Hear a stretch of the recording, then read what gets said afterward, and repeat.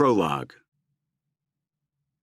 Charles Mitchell strode up the steps of 55 Wall Street, determined to project his usual sense of confidence and certitude.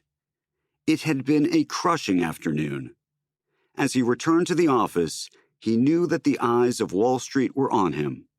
Everyone from the traders in the street to his own secretary were assessing his gait and searching his face, trying to read meaning into every twitch, every line, every wrinkle of his face.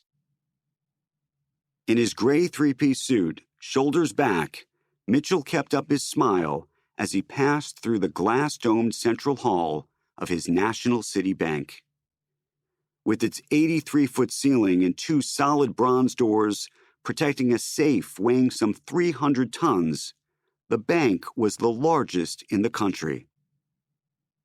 It was just past 5:30 p.m. on Monday, October 28, 1929. Hours earlier, the stock market had closed with a sharp, dizzying drop of 13% after a week of downward convulsions.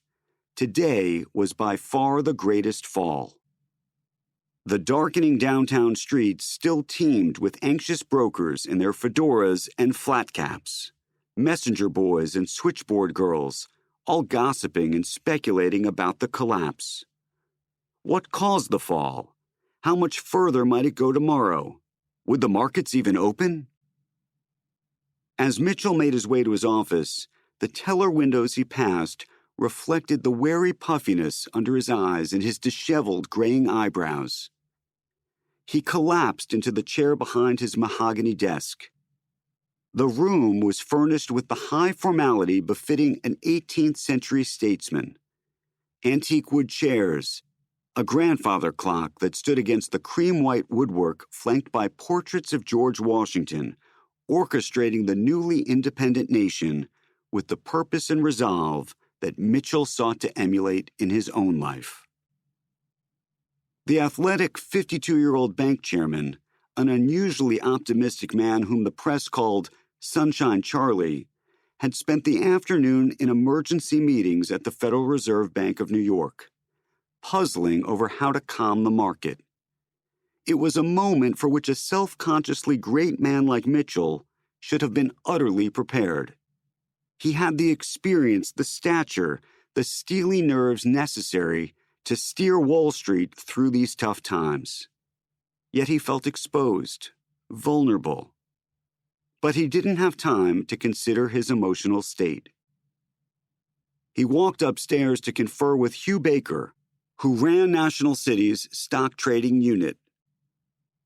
Baker, a tall, bald man with piercing eyes, began to explain to Mitchell calmly, if somewhat obliquely, what had taken place while Mitchell had been at the Federal Reserve. Our portfolio today has been tremendously increased in our holdings of National City Bank stock, Baker told him. Mitchell stared at him, waiting to hear exactly what he meant. Baker finally blurted out, "We purchased 70-odd thousand shares." Mitchell, who could calculate numbers instantly in his head, immediately grasped the nature and scale of the problem.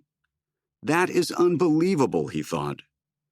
The bank didn't have the cash to pay for so many shares. He was outraged and terrified.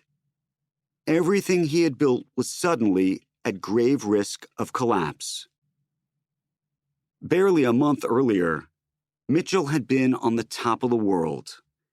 He had finalized an agreement to take over the Corn Exchange Bank, a bold acquisition that would turn National City from the largest bank in the country into the largest in the world, stealing the mantle from London and helping New York finally eclipse its rival city as the world financial center.